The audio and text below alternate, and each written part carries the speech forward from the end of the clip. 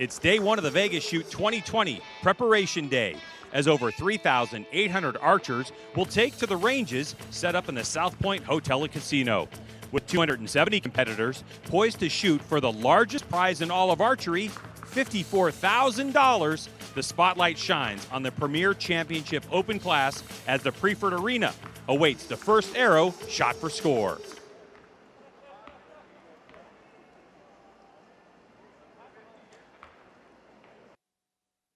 Of the Vegas Shoot, I'm PJ Riley. I am here with Bruce Cull, president of the Vegas Shoot. Bruce, let's start out. What goes into putting on the Vegas Shoot? You know, there's so much that goes into it, it's almost unbelievable. But basically, it's a lot of people that want to volunteer and help do this. The logistics are kind of mind-baffling. When did you start? Last year, the day after we got home. It's really an annual project. I mean, it's a monster in any event world. And, you know, there's so much that goes into this when we get here, so much prior. It's just a really big event. I mean, so let's talk about how many archers we've got here this weekend. We just got a number. What's our number for registration for the Vegas Shoot? For the Vegas Shoot right now, we are at 3812, which beats last year by just about 100. Perfect. So we're pretty excited about that. But that's not all. There are other competitions going on. You said we have about 5,000. Yeah, we're probably just a little over 5,000. We have 3 major events actually that go on that are somewhat local. Yeah. We've got the state of Nevada, the Southern Nevada NASP tournament, which is 850 archers that happened yesterday. We have the Western S3DA National, which happened today. Right. And then also last night we had the USA Archery State JOAD tournament. And when you add them all together, we're a little over 5,000 people. And it's, you know, it's just something that we actually almost don't think about. Yeah. But from a logistical standpoint, it's all in the setup. I mean, sure. 5,000 people just to get them through here, to get their round shot, to get scores put in. I mean, there's a lot there. Yeah. And have your judges on the floor. Yeah, it's, you know, and you start looking at numbers of what we have. I mean, we've got about 250 staff, volunteers, and specialists in our game that are here helping, from judges to, you know, the setup crew to everything. And it's, you know, we arrived here on Super Bowl Sunday and start right then. And, you know, Brittany, that I think everybody knows, those that don't know her, she's my right-hand everything person. Yes. Does an incredible job here. And she manages most of the basic logistics, everything from marketing to the crews that are here, and it's done an excellent job. Let's talk about money. $54,000 is the top prize this year for the Championship Open division, but you added a new wrinkle this year. For each day, there's three days of qualification, 300 round. Tell us about this new wrinkle you added that's really exciting. Excuse me. Last year, I was looking at our championship divisions, and I kind of tried to think of a way to get, I don't want to say I'm liberal in any means, but to get the money out there to somebody that may not shoot all 3 days of 300s. Right. Because when you look at it, you know, there's 700 people in our championship divisions, and we end up with 8, 10, or 21 like last year. Yeah. And I wanted to figure out some way, so I thought, you know what, let's have a shoot-off every day for all those that shoot 300s. Because there's 150, 200 that do it the first day. Sure. And, you know, charge a little bit to get in it, see how it works, give something back, maybe look at a sponsor in the future. Yeah. And I think it's been successful. I mean, the last I looked, it's 350 to 400 people signed up. And just shows that it's, you know, it kind of follows the Lucky Dog. Right. And of course, that's the format we're using. So it's very quick. It's spectator friendly. Yes. And, you know, we're really excited about that. I think $10,000 Yeah. each day Each to the day. winner of this. Yeah. And so, like you mentioned, okay, so an archer drops 1 or 2 points the first day. but shoots clean the second day, Yep. they're not out of it. Exactly. They can come back and win $10,000. Yep, and I think that's kind of the part of it. The other thing I had in the back of my mind, excuse me, and this is probably as good a place as ever to let the word out. Maybe we can get some feedback. Yeah. But our $1 million shoot that we've had for years, that we quit a couple years ago because I think it ran its course. Well, I kind of wondered what it'd be like if we had $1 million here at Vegas, and it was a person that would win both $10,000 shoots and the Vegas shoot. Yes. And you know, I think the odds are going to be tough on that one, but I'd like to have everybody, you know, give your opinion, your feedback on that, because I think that's got a real future. So that's the Friday and Saturday qualification rounds. Yep. And we're going to have it, we're going to be broadcasting it here, so we'll know right away who wins. Oh, yes. And as you mentioned, it's just like the Lucky Dog, so we shoot first arrow for score. Correct. And then inside out score. Correct. So it should go through pretty quickly. You know, we've done this in the Lucky Dog now for 10 years, I think, 9-10 years. And I think the most arrows ever shot have been like 6. Is that right? It just, when you go to inside out at that target, it separates people very quickly. Yeah. How does it make you feel to see that the prestige of the Vegas shoot just keep growing, growing? More people want to shoot it every year. It's really, you know, a feather in an archer's cap. If they could come here and just shoot one day of 300, let alone 3 days. How's that feel to you being with this shoot as long as you have? Well, you know, I've been involved in this all my life pretty much, since I started shooting back. First time I think I was here in the early 80s. I'm not trying to give my age away here, but that's been a long time ago. But now running it has just been really incredible because, you know, I've had a real passion like most archers do. I've had some vision with what I'd like to do. And of course, I've had the two other big things, which is the team to do it, but more than that, the archers that want to do it. Right. And, you know, people have asked me, you know, do you have a big ego in archery? And I go, yeah, it's right behind us. It's called the Vegas shoot. It's the NFAA. Yes. It's, you know, it's pretty much what I've always dreamed of doing. And I, you know, I was asked the other day, what's your goal? How many people? Yeah. And I said, 50,000, 100,000. I mean, I'm not going to set a goal. We're going to keep going. And, you know, my whole emphasis has been to provide a quality event that the key word is fun for everybody. Yeah. And, you know, several people ask, why is Vegas shoot the big one? Well, it's Vegas. Yeah. And leading that into the actual tournament, it's the crapshoot of the flights. You know, Right, yes. over half the people here, in fact, I think the compound flights are close to 2,000 people. Yes, exactly. They're basically there because of one thing. It's a crapshoot, and they can win and take a check home. So the flights, the way that works, let's tell in case people don't know, is they come in and shoot the first 2 days for score. Correct. And then you have a secret formula so people can't figure it out, but they're ranked in their like compound men's division. Exactly. They're ranked and then separated into flights, which may be 25 to 40, so that on the last day, that's really when they're shooting for their money. Exactly. But you guys pay 1 to 8 in the Yeah, I mean, 60th flight. We have whatever. however many flights there are, it's divided up, but we try to target 35 people in a flight, Right. and we pay 8 places. Yeah. So, you know, if a person gets 8th place in the 30th flight, when they go home and they're sitting at their archery club, they're going to tell them they won Vegas. Oh yeah.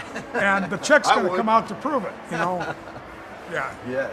Well, Bruce, we certainly appreciate everything that you do to put this tournament on. It is the Super Bowl of archery. You know, it's just great to come out here and see all the archers. We know it's a lot of work, but we appreciate you doing that and taking care of it for us. Well, we appreciate what you guys do.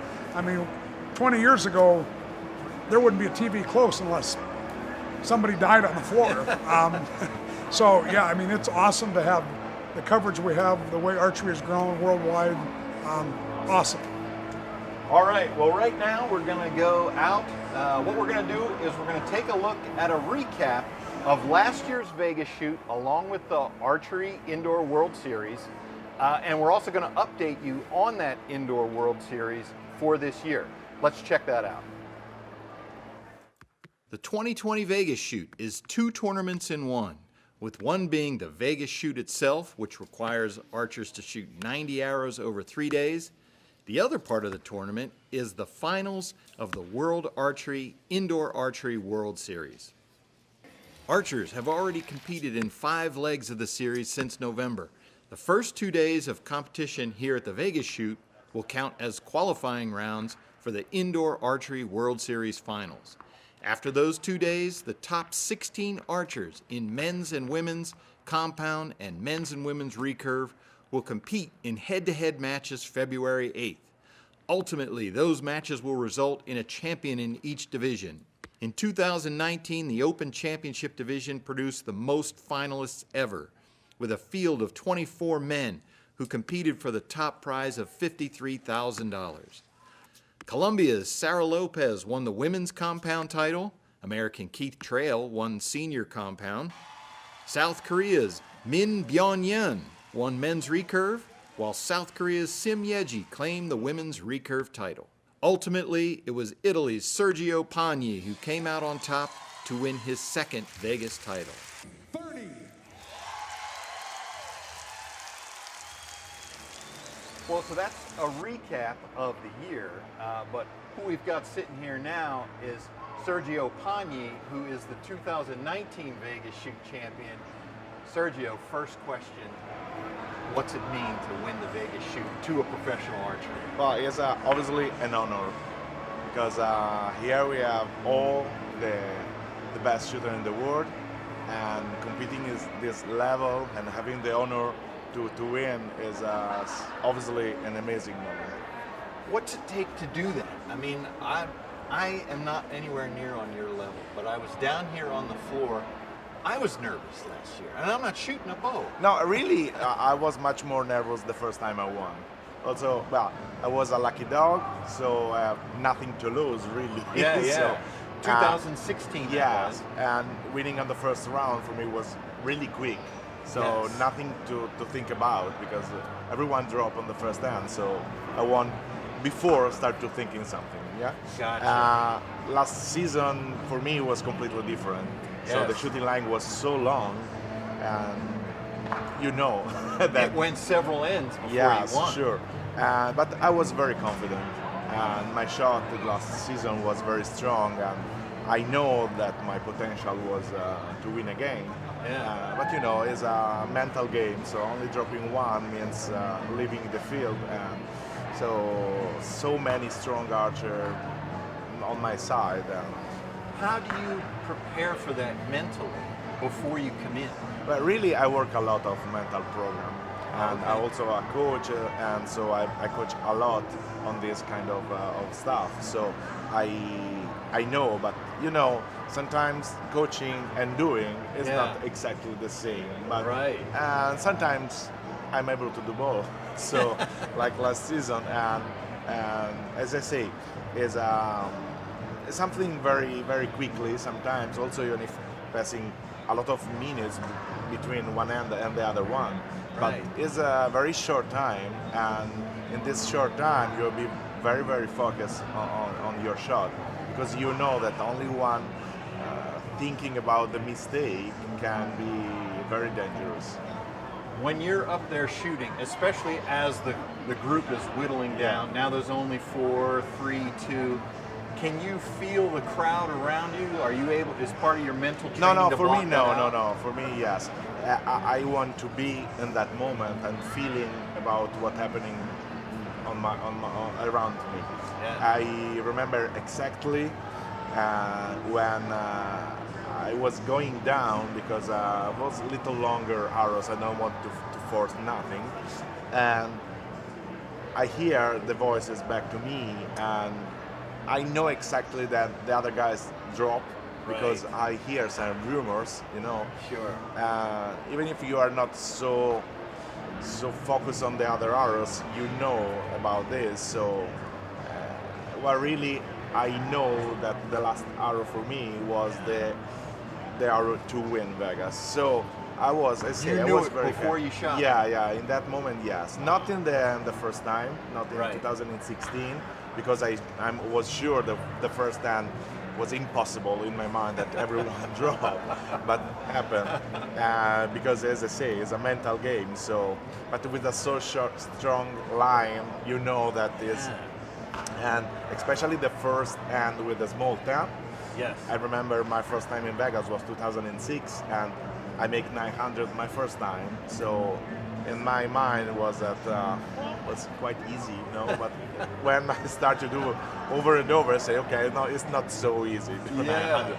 And in that moment, I drop with a small 10, and I say, wow, so many arrows just dropping with a small one that for the FITA rules was the normal 10. So after this, I start to think that end is the most dangerous. Right. In fact, also the last season, the big cut was on the first hand with the small 10. So this is the much more dangerous. Also because the ranking moves very, very quickly, so you have to be focused on that one. Well, you shoot in Europe a lot, where that is the 10 ring. The 10 ring is the middle one. Yeah. Do you think that gives you a little bit of an advantage? Really not, because it's an advantage because we exactly know about the small 10, so we really shoot so many times. But really not, because a lot of shooters here make exactly like me all the season, so we are able to shoot both FITA rules, small 10 and a big 10. But really what is completely different, that during a match you know that it's not the end of the game. Right. You can stay only 1 point back to your adversary, and maybe he can drop and you can tie, or sometimes you can go over. Right. And here not. You have not a second chance. You cannot wait that 20 guys drop like you. So as you know, you need to stay clean and stay clean about this big tens for 3 days, and stay clean for a lot of ends with the small tens.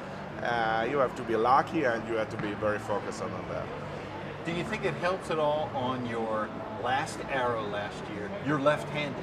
Yeah. So, and you were shooting at the far left end. All the other archers who were left were behind you. Yeah. You didn't have to look at them. Yeah, well, really for me as a left-handed, for me it's quite normal. Look at the eye of my adversary, so it's not so different for me.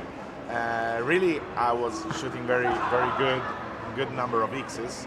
So in front of me, maybe I was fourth, something like that. Yeah. So all the shooters that was better than me dropped. So I was the first in line. Yes, I have no one in front, but you know also that, well, since now I am the best X score, so maybe I'm able to shoot an X. So tell me about the Vegas shoot.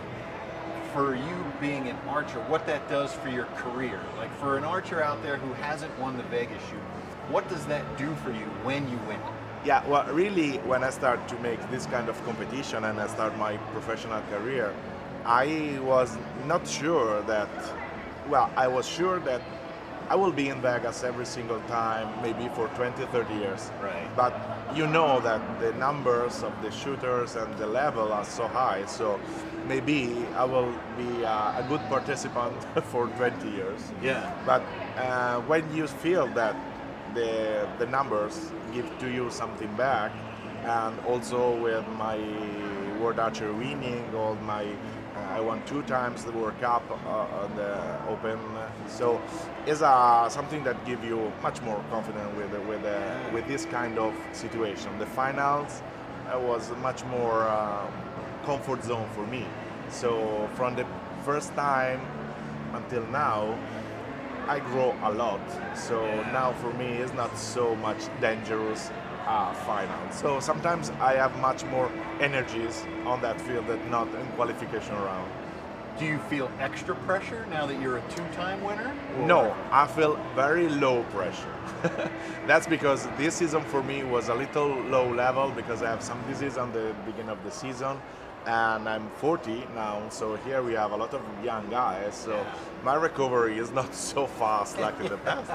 And so I know also that winning twice in a row is statistically very, very low. So I'm here to knowing that maybe I will watch the final from the stage and I will clap for the new winner. But I'm here, we are in Vegas, everything can happen, so why not? Awesome. Well, Sergio, we certainly appreciate your time and congratulations on winning last year. Folks, what we're going to do now is we're going to take a look at the various competition types. There's lots of divisions, there's different competitions, age brackets. We're going to take a look at how the Vegas shoot breaks down by archers. The Vegas Shoot is the largest indoor archery tournament in the world, drawing nearly 4,000 archers from 50 countries and all 50 states last year. There's a grand diversity of competition types, age brackets, and special equipment divisions that break down the field of entrants. Let's take a look at the competition diversity that defines the Vegas Shoot. First up, we've got the equipment divisions. Barebow. Archers in this field can use any bow with stabilizers, but that bow can have no sight and the bowstring must be drawn with fingers. No mechanical release aids are allowed. Recurve barebow requires all archers to shoot recurve bows without any sight.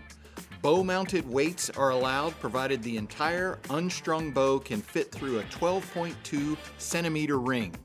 This bow also must be drawn with fingers. Then we've got the recurve division.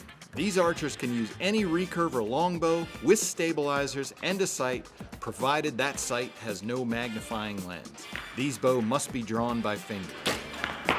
Compound Limited is a unique division here at the Vegas Shoot. This one allows the use of any compound bow with sight and stabilizers, but the bowstring must be finger drawn. No mechanical release aids are allowed. Compound. These divisions allow the use of any compound bow with sight and stabilizers and a release aid. Maximum allowed peak draw weight is 80 pounds. The bow hunter division is designed to imitate the gear archery hunters would use in the field, and so any bow is allowed, a sight can be used, but the aiming device must have a fixed pin that cannot be adjusted once shooting starts.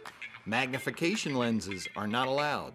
One stabilizer no more than 12 inches can be used on the front of the bow, while a rear bar of any length is allowed. Crossbow.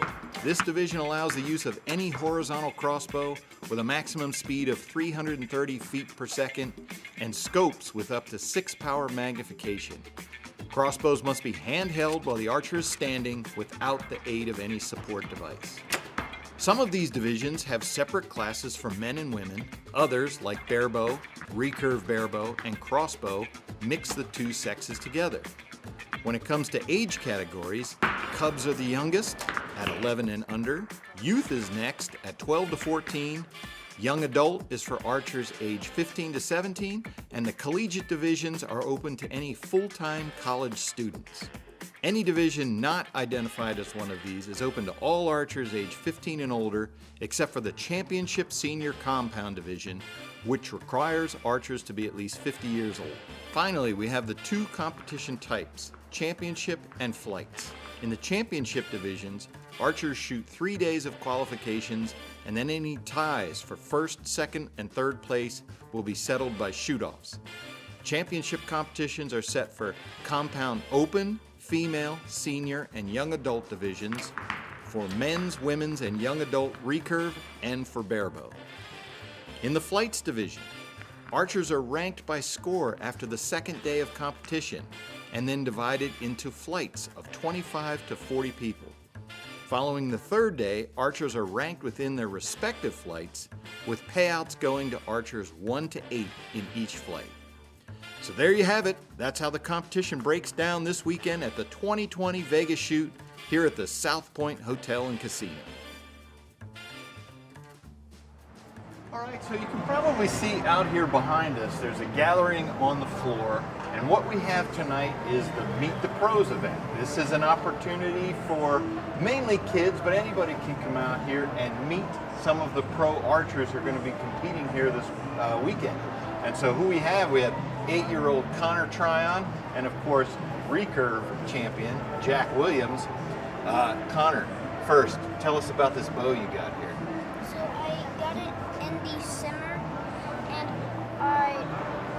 I switched from a bare bow and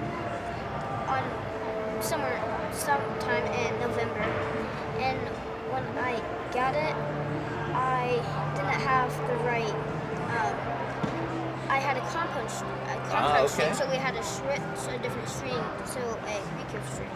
Gotcha. And then I started shooting, and then I got used to it, and then I started shooting a lot better. Then I moved on to 18. Bare bow. You like bare bow. We're big fans of bare bow here. So, who are you hoping to meet out here at the Meet the Pros event? Brady Ellison. Brady Ellison, which brings us to Jack Williams, Brady's teammate. Yeah. Jack, tell us about you. This used to be you. You came down here to the Vegas shoot, Yep. started out here at the Meet the Pros. It was practice with the pros when you did it. Tell us what it means to meet folks like Connor out there. Yeah, it's really awesome to be able to go and see all the little kids that, strive to be the pros one day, just as I was. Not too long ago, I was one of the kids that came up, and at the time, like you said, it was practice with the pros, so Yeah. we were actually shooting. I remember, all set up to shoot with Rio, and that was the big thing, and then went and shot Vegas, and that was super cool. Now, you hear like Connor talking about he wants to meet Brady Ellison. You shoot with Brady Ellison every day. Yeah. How's that feel? It feels super cool, because I grew up probably just like Connor will, watching Brady and watching videos all the time, and now being able to, do everything with him and go golfing just for fun, and it's definitely a really cool relationship. So tell me about Jack Williams, the Nîmes and Lancashire Archery Classic. Brady and Jack in the finals. Yeah. Brady came out on top of both. Third time's the charm. Third time's, we're going to see. Third and fourth, because we got World Cup in the World Series. So Right. I'll give them those two, and I'll take these two. Connor, you're starting to shoot tomorrow. That's going to be when you compete. Is that right? Yep. How do you think you're going to do? I'm just hoping I hit the target most of the time. That's a good goal. Yeah. What do you like about archery? I like that I've actually only shot a bow for 1 year, so I actually like the way.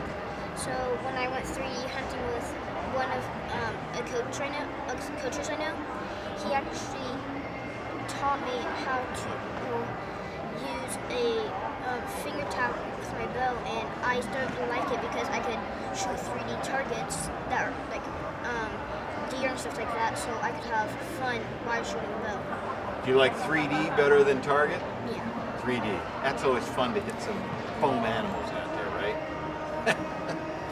Well, Connor, Jack, we certainly appreciate your time tonight. We don't want to hold you up because you got lots of autographs to get out there, Connor, and you got lots to sign, Got Jack. a lot more to sign, yeah. Folks, thanks for being with us tonight. We will be back here tomorrow night at 6 p.m. Tomorrow is the first day of official scoring, so we're going to see who is able to shoot those 300s, and more importantly, who can win that $10,000. Thanks for being with us tonight. 2020 Vegas shoot here at the South Point Casino and Hotel.